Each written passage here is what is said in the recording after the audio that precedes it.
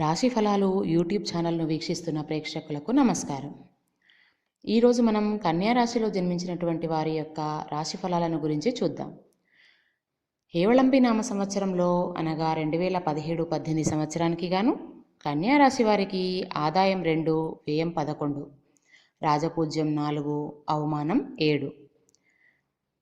ఈ రాశి స్త్రీ పురుషాదులకు జన్మంలో గురువు, అర్ధాష్టమ శని, ఆగస్టు వరకు 12వ ఇంట రాహువు వలన జీవితం ఒక పరీక్షాకాలమా అన్నట్లు ఉంటుంది.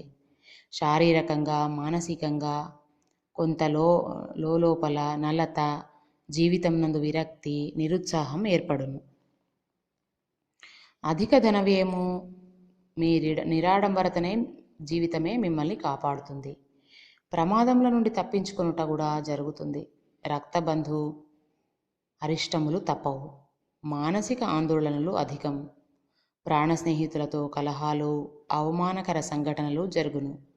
బుద్ధిహీనత, చేయు పనులందు ప్రతిబంధకములు, అధికారుల వలన ఇబ్బందులు, ప్రతి చిన్న విషయానికి కోపోద్రేకమునకు గురి అవుట, కుటుంబంలో వ్యతిరేకత, సంతానం వలన ఇబ్బందులు, భాగ్య నష్టములు, ప్రభుత్వ మూలకంగా నష్టములు, భార్యాభర్తల మధ్య సరైన అవగాహన లోపించుటచే మాటామంతి పట్టింపులు, విషయాలు చాలా దూరం పోవును.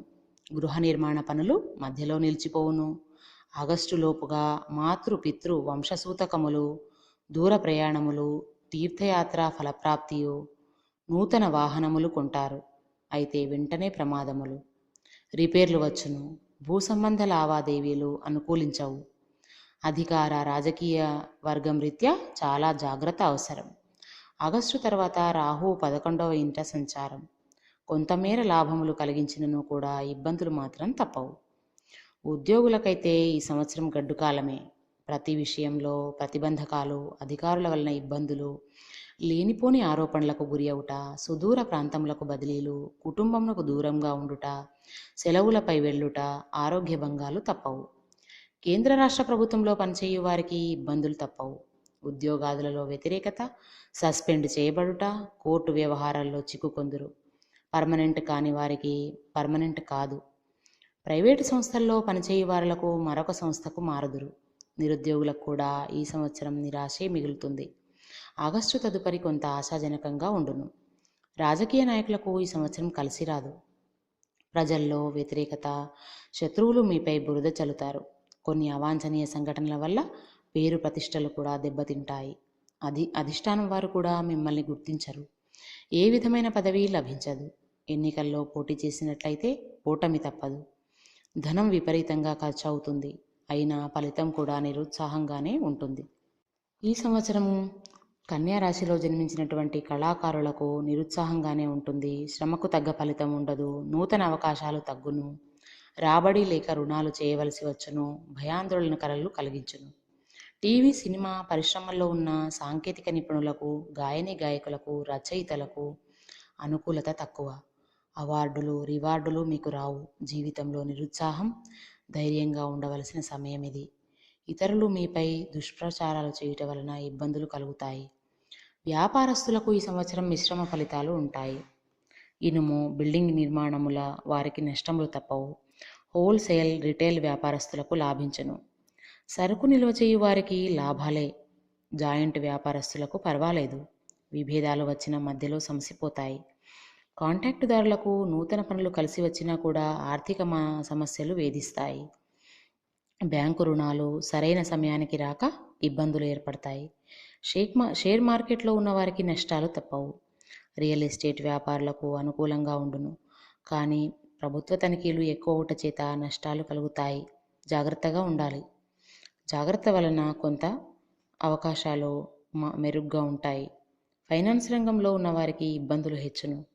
విద్యార్థులకైతే ఈ సంవత్సరం అనుకూలత లేదు. జ్ఞాపకశక్తి తగ్గును. చదువుపై ధ్యాస ఉండక ఇతర వ్యాపకములు పెరుగును. చెడు స్నేహములు, తిరుగుళ్లకు అలవాటు పడుదురు. పరీక్షల్లో మార్కులు తగ్గును. అనుకున్నది సాధించలేరు. మెడికల్, ఇంజనీరింగ్, బీఈడి, ఆసెట్, ఐసెట్, పాలిటెక్నిక్, ఎంట్రన్స్ పరీక్షలు రాయవారు మంచి మార్కులను పొందలేరు. క్రీడాకారులకు నిరాశనే మిగులుతుంది. విజయాలు లభించవు. జాతీయ, అంతర్జాతీయ జట్లలో స్థానాన్ని కోల్పోయే అవకాశం ఉంది. ఈ సంవత్సరం వ్యవసాయదారులకు మొదటి పంట కంటే రెండవ పంట బాగా ఫలించును. అనుకున్న దిగుబడి మాత్రం రాదు. రుణాలు తీరవు, కుటుంబ ఆందోళనలు పెరుగుతాయి, కౌలుదారులకు ఇబ్బందులే. ప్రభుత్వ సహాయం అందదు, ప్రకృతి వైపరీత్యముల వలన నష్టాలు తప్పవు. చేపల, రొయ్యల చెరువుల వారికి నష్టాలు తప్పవు. పౌల్ట్రీ రంగంలో ఉన్నవారికి కూడా కొంత మెరుగు అనిపిస్తుంది. మొత్తం మీద ఈ సంవత్సరం యొక్క సాధక బాధకాల నుంచి తప్పించుకోవాలంటే కన్యారాశి వారు చేయవలసినటువంటి కొన్ని శాంతులు: గురు శని మంగళవార నియమాలను పాటించిన వీరు చాలా మంచిది. రాహు గురు శని జపాలు హోమాలు చేయించుకోవాలి. ప్రతి శనివారం మాస శివరాత్రి రోజున రుద్రాభిషేకం చేయడం మంచిది. శ్రీశైల క్షేత్ర దర్శనం అన్నింటికీ మంచిది. గురు శని రాహువులకు పూజిస్తూ వారి ధ్యాన శ్లోకాలను చదువుకున్న రోజు కొంతలో కొంత లాభించును. ఇంకా మిగతా రాశుల యొక్క రాశి ఫలాలను గురించి తెలుసుకోవాలంటే మా రాశి ఫలాలు యూట్యూబ్ ఛానల్ను సబ్స్క్రైబ్ చేయండి.